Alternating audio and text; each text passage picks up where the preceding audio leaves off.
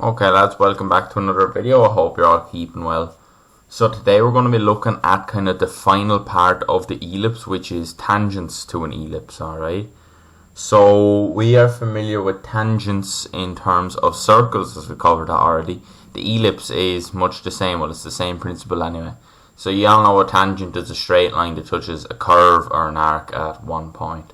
Okay? Now, first things first, they'll ask you to get a tangent to a point on the ellipse, alright?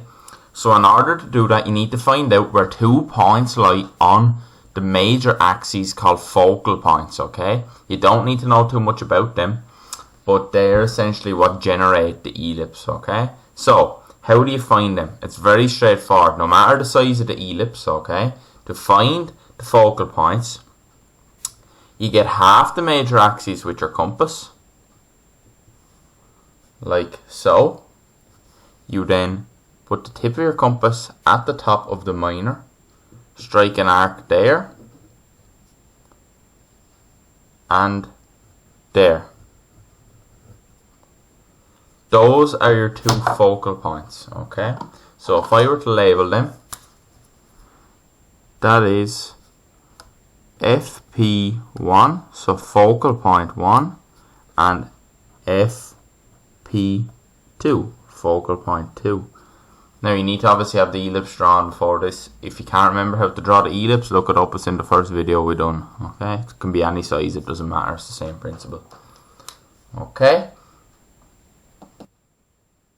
Now once you find your 2 focal points, the next step is to draw up to the point where we're going to draw the tangent from. Now I'm looking at page 113 in your book, so you can follow along there with that, right? So what I'm going to do is I'm going to pick a point roughly up along there. I'm going to pick a point here. Alright. So up here is my point P. And what they want you to do is get a tangent at this point P. Alright. So these are the steps you take. Once you've get the 2 focal points, you need to then draw from each focal point to P with your set square. Alright.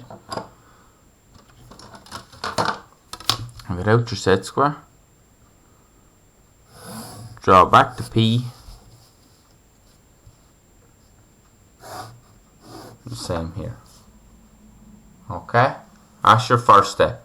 Second, sorry. So the first was distance of half the major axis, swung from the top of the minor, bang, there, then draw back to P. Now P can be anywhere on this ellipse. In your drawings you'll get P will be actually at a fixed distance. You'll have to say measure in 20 from the end up to where it hits the curve, alright? But just for this today, it doesn't matter where it goes. Now then, in order to get the angle of this tangent, we need to extend out either one of these lines. Now, you can do either. It doesn't matter which line you extend out. I'm going to extend this one, okay? So all you do is draw like so. Okay? So I've extended out this line from focal point 2 to P out here. Why? We're going to bisect this angle in here to give us the angle of the tangent running at. Alright. Okay, so this yellow part highlighted here is the angle we want to bisect. So firstly we found the focal points, we then joined them back, we extended this line through point P up here to create this angle. Now we need to bisect this. How do we do that? So in case you can't remember, haven't done so before, all you do, get your compass, can be any distance, and swing an arc like so. Alright, that's your first thing to do. Next thing then, space out your compass another bit. Doesn't matter the distance as long as it's the same when you swing it.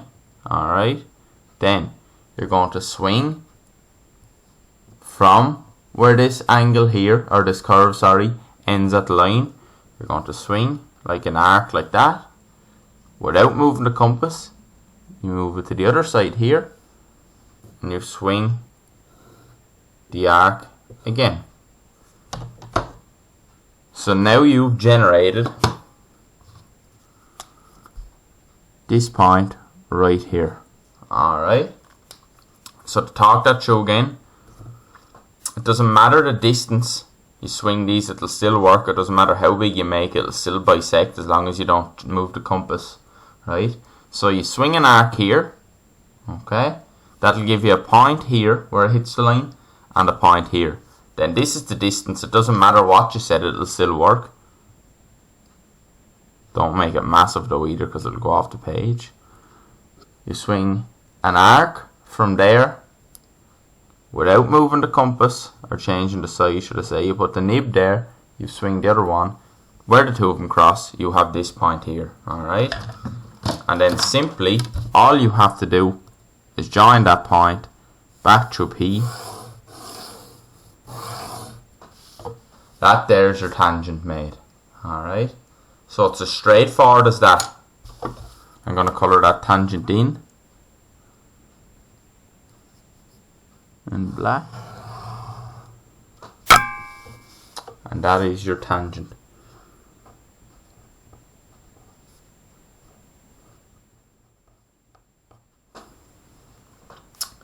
Then the last thing then, there's what's known as a normal.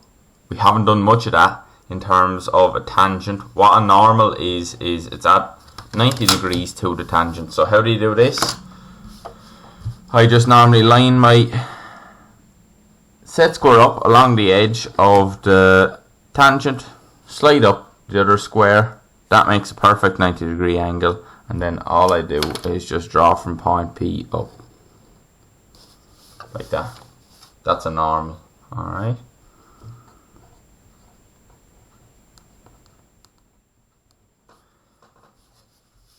So, to recap, you need to get half the major axes, swing it from the minor either side to make the focal points. You then draw back from the focal point to P, and from this to P. You then extend one of the lines. If you extended this line out this way, it will work the exact same here. Alright, you'll be just getting the angle on this side. It does not matter. You then swing the compass to make this little arc in here. You then set the compass to a distance. Alright, doesn't matter what distance, big enough out. Swing the arc there without changing the size of the compass. You put the nib here and then swing like so. Bang.